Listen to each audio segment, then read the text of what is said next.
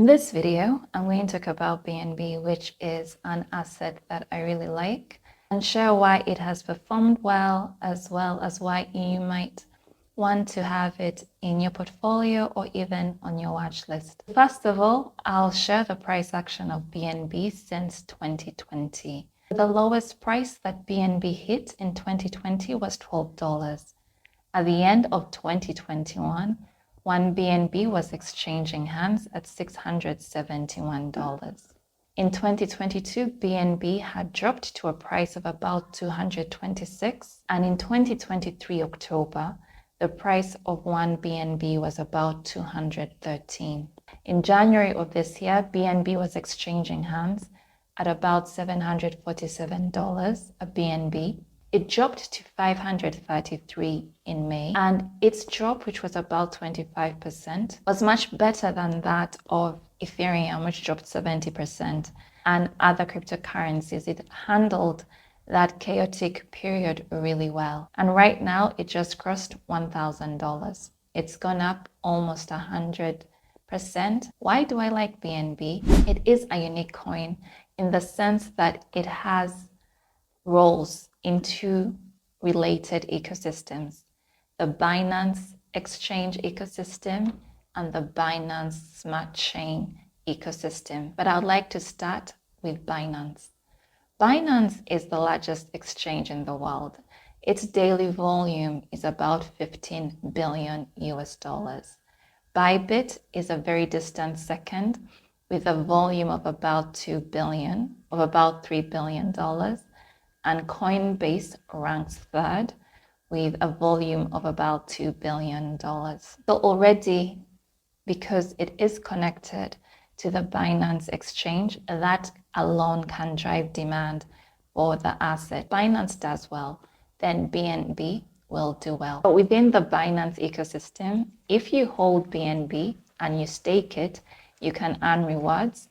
You can also get early access to projects that launch their tokens through the Binance Launchpad. Also, if you use BNB to pay for transaction fees on the Binance exchange, you can pay anywhere from 10% less to 25% less than someone who doesn't use BNB, depending on the particular transaction.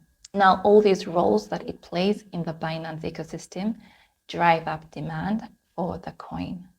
If we go to the Binance Smart Chain, BNB is the native coin of the Binance Smart Chain. The Binance Smart Chain was launched in 2017, and it was launched with 200 million BNB. There will never be any more than that in existence or in circulation. Over the years, BNB has established itself as a top blockchain. It has a vibrant, thriving ecosystem. I'll share some metrics with you. It is ranked second when it comes to active addresses, ranked second when it comes to the total number of protocols. It's ranked third when it comes to total daily volume, and it's ranked fourth when it comes to the total value locked. So it is a top blockchain and it deserves its ranking. Now, BNB is used to pay transaction fees on the Binance Smart Chain. It is also a governance token. So if you hold it, you get to decide on the trajectory of the Binance Smart Chain. Again, who wouldn't want to have that privilege to decide how one of the largest blockchains will evolve? So if you stake it and you lock it up in a smart contract, you earn rewards, and these rewards are BNB rewards, which can maximize your gains. BNB is deflationary, which means over time, the number of BNB in circulation has reduced and will continue reducing. And this is because of a burn mechanism. When tokens are burned, they are taken out of circulation. They are sent to a wallet that no one has access to, or whose keys have been destroyed. So BNB has two burn mechanisms. A portion of every transaction fee is burnt, and that quickly adds up because it has some of the highest volume of any blockchain. Also, every quarter, a portion of BNB is burned based on the number of blocks that have been generated that quarter, as well as the price of BNB. Initially, Binance would use 20% of its quarterly profit to buy back BNB from the market and then burn it.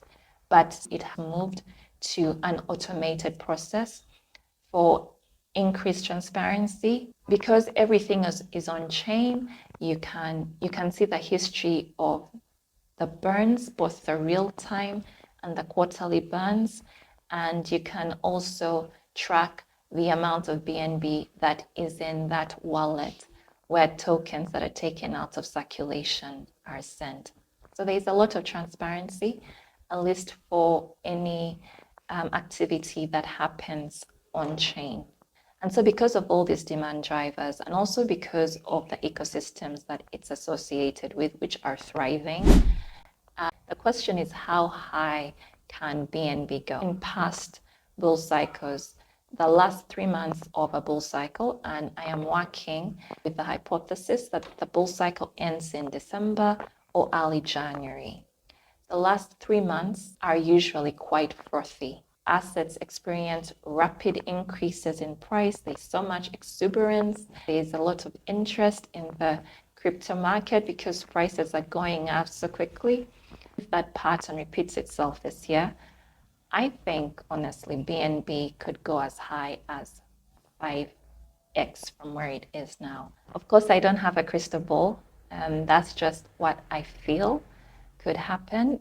But even if it doesn't get to 5x, this is an asset that will do well. So that is all that I have for you today. Thank you so much for watching, and thank you so much for listening. Until next time, take care.